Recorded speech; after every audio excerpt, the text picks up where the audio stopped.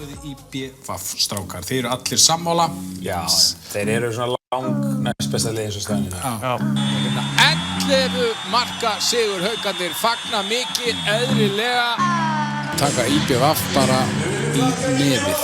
Þannig mér finnst þetta bara að vera skandall hjá Erlingi Ritsarssyni. Vörnin, þú veist hvað, hann er ekki að ná að laga varnarleikin. Ég held að þeir þurftu að kyngja stoltinu aðeins Erlingur og fá einhverja hjálp því að hann virðist ekki vera að ná til þeirra. Heyra í Adda P. Þessi leikur búinn, 38-33 sigur Vals. Eyjamenn sáu einfaldlega ekki til sólar í þessum leik. IBVF hefur á þessari öld farið í fjórgang í úrslita einvígið. Alltaf þegar það hefur gerst hefur liðið staðið sig vel í deildinni.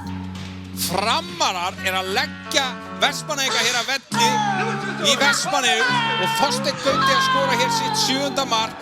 Þeir vinna 3 marka sigur, 27-24. Ég meina Teddi sagði fyrir nokkrum vikum að IBVF er næstbesta lið deildarinnar. Það er ekki elst vel.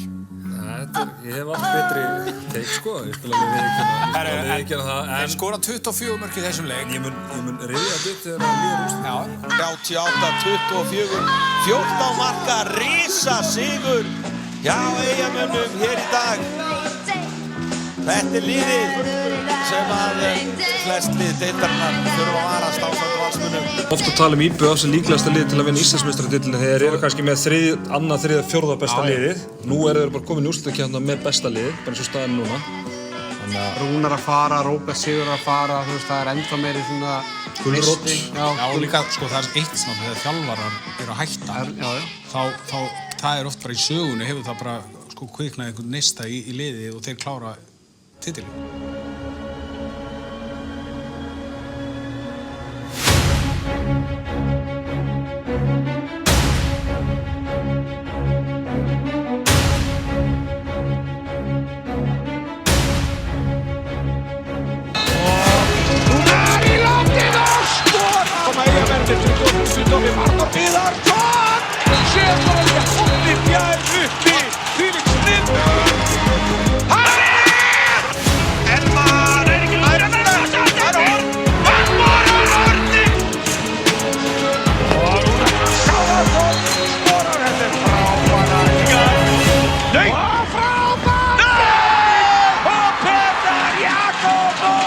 Eyjamenn eru konið við blóð á tennina.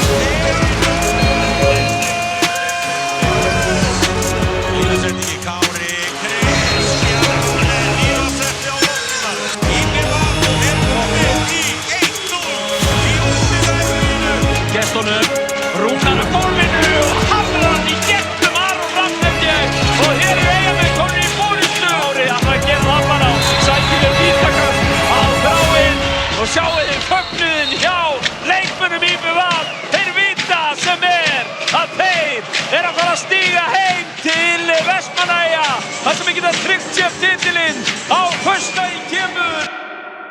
Kveikjum eldana þar sem hjartað slær.